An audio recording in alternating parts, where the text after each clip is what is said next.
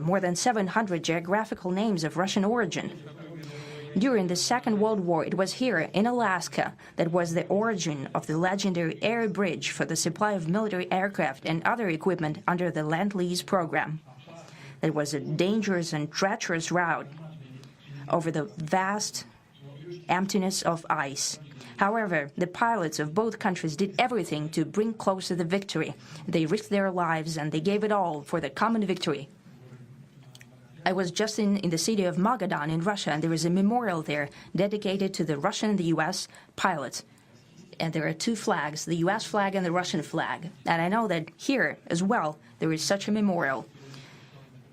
There is a military burial place several kilometers away from here.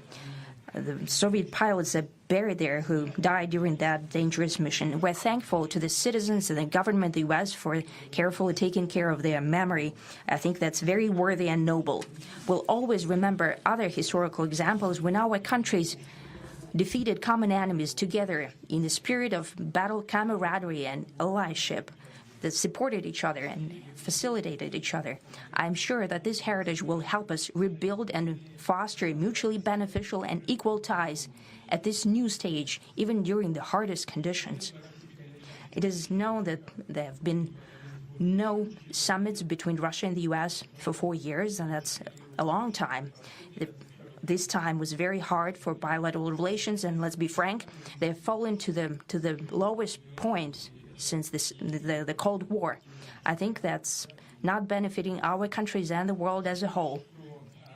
It is apparent that sooner or later we had to amend the situation to move on from the confrontation to dialogue. And in this case, a personal meeting between the heads of state has been long overdue. Naturally, under the condition of serious and painstaking work, and this work has been done in general. Me and President Trump have very good direct contact. We've spoken multiple times. We spoke frankly on the phone. And Special Envoy of the President, Mr. Witkoff, traveled out to Russia several times. Our advisors and heads of foreign ministries kept in touch all the time.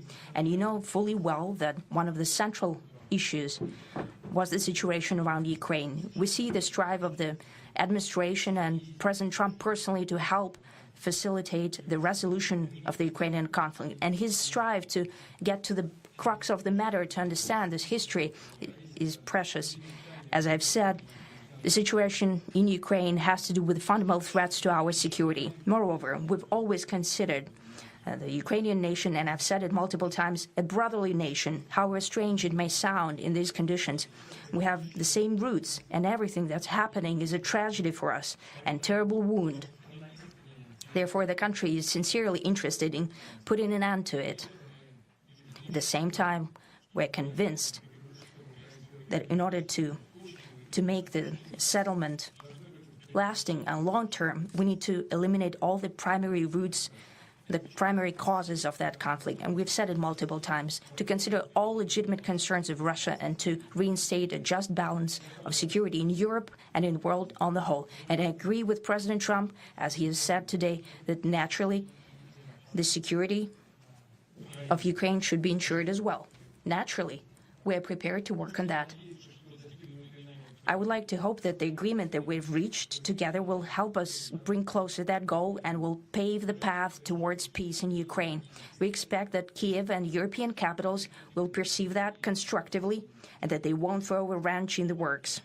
They will not make any attempts to use some backroom dealings to conduct provocations to torpedo the nascent progress. Incidentally, when the new administration came to power, bilateral trade started to grow.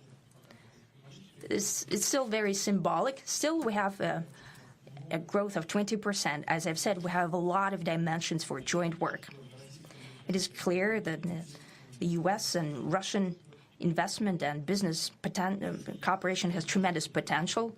Russia and the U.S. can offer each other so much in trade, digital, high-tech, and in space exploration. We see that Arctic cooperation is also very possible, and our international context, for example, between the Far East of Russia and the West Coast of the US. Overall, it's very important for our countries to turn the page, to go back to cooperation. It is symbolic that not far away from here, at the border between Russia and the US, there was a so-called international date line. I think you can step over, literally, from yesterday into tomorrow. And I hope that we'll succeed in that. In political sphere, I would like to thank President Trump for our joint work, for the well-wishing and trustworthy tone of our conversation. It's important that both sides are result-oriented, and we see that the President of the U.S. has a very clear idea of what he would like to achieve. He sincerely cares about prosperity of his nation. Still, he understands that Russia has its own national interests. I expect that today's agreements will be the starting point, not only for the solution of the Ukrainian issue, but also will help us bring back business-like and pragmatic relations between Russia and the U.S. And in the end, I would like to add one more thing. I'd like to remind you that in 2022, during the last contact with the previous administration, I tried to convince my previous American colleague that the situation should not be brought to the point of no return when it would come to hostilities. And I said it quite directly back then that it's a big mistake. Today, when President Trump saying that if he was the president back then, there will be no war. And I'm quite sure that it would indeed be so. I can confirm that. I think that overall, me and President Trump have built a very good